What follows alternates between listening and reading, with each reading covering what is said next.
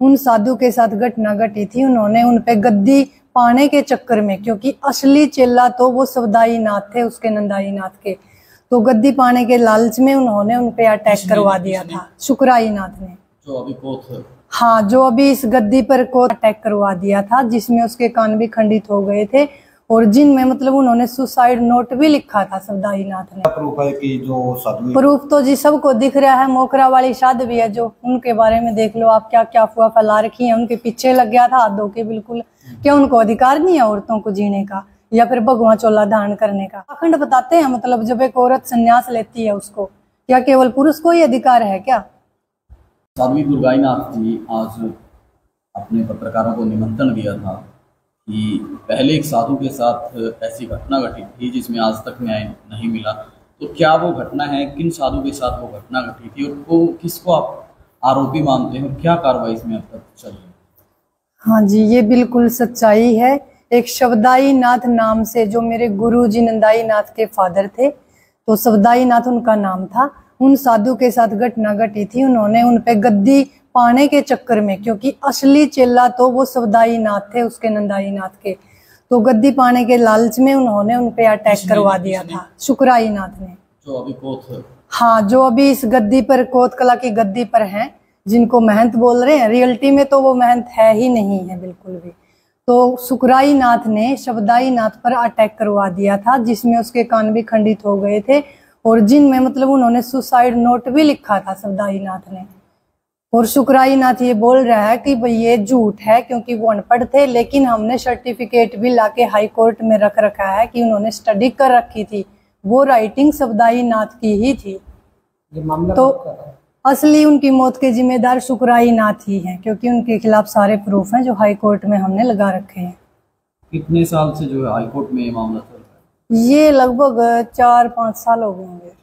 हाँ, क्या लगता है, क्या इंसाफ मिल पाएगा? या हाँ, बिल्कुल मिलेगा, बस नंबर ही नहीं आ रहा, वो तो जरूर मिलेगा, क्योंकि प्रूफ सारे हैं हमारे पास। वैसे क्या प्रूफ है, एक दो बताना चाहोगे साध्वी जी? क्या ऐसा? एक तो देखो प्रूफ यही हो गया, क्योंकि जो सुसाइड नोट उन्होंने लिख रखा था और शुक्राई नाथ बोल रहे थे कि ये उनकी राइटिंग नहीं है, तो वो मतलब उनको अनपढ़ साबित करने की कोशिश कर रहे थे। लेकिन हमने वहां जाके, जहाँ का उनका जन्म था, जहाँ उन्होंने स्टडी की थी, तो वहां से उनका सर्टिफिकेट लेकर हाई कोर्ट में पेश कर रखा है। तो एक प्रूफ तो यही है उनका। तो शुक्राई नाथ का ऐसा क्या प्रूफ है कि वो उनके चेले नहीं थे? ऐसा कोई प्रूफ है? हाँ, बिल्कुल है। उनका ड्राइविंग लाइसेंस, आधार कार्ड भी है, और ये सभी को पता है कि वो कंडेला में चताई नाथ के चेले हैं। और मैंने पहले भी ऐसा बोला हुआ है कि एक दिन दुनिया के सच्चाई में लाके रहूंगी, क्योंकि उन्होंने बहुत साध्वियों को भी तंग किया है, वो बहुत साध्वियों के पीछे लगे थे, जबकि उनका कोई अधिकार नहीं है कि वो किसी को पाखंड बोले या कुछ भी, मतलब बोलने का अधिकार नहीं है। गलत और बात सामने आई थी साध्वी जी कि यहाँ पर भी किसी प्रकार की घटना, जिस डेरे में आप बैठे हैं अपने गुरु जी के साथ, तो यहाँ क्या घटना घटी थी? यहाँ भी आप उन्हीं को मानते हैं? जी, यहाँ पे मैंने इसी गांव में मतलब जन्म लिया था, इसी गांव का मेरा जन्म है, और मैंने चोला धारण किया था भगवान। तो कुछ शरारती तत्व थे जो मेरे से नाराज थे, मेरे से खिलाफ थे। पूरा गांव नहीं था, बस कुछ शरारती तत्व जो डेरे की जमीन को हड़पना चाहते थे। तो मतलब वो उसको लेके आए थे, क्योंकि उनको पता था पहले से कि ये इनका एंटी है, और हमें कहीं पर रुकवा करके पुलिस प्रशासन के साथ मिली भगत करके हमें गाँव में एंट्री नहीं करने दी थी उस टाइम। अभी तो सब ठीक चल रहा है।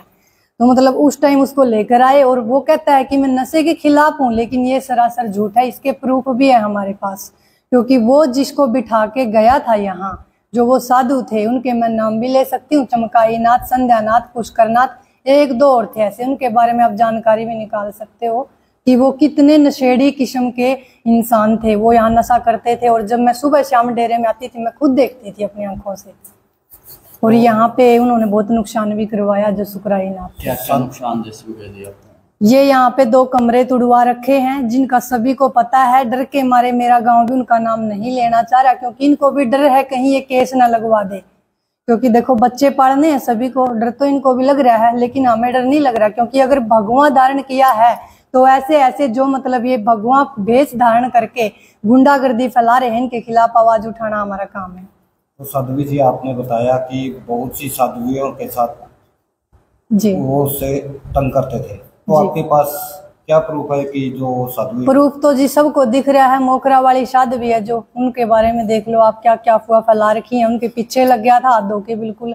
क्या उनको अधिकार नहीं है औरतों को जीने का या फिर भगवा चोला धारण करने का? अखंड बताते हैं मतलब जब एक औरत संन्यास लेती है उसको, क्या केवल पुरुष को ही अधिकार है क्या?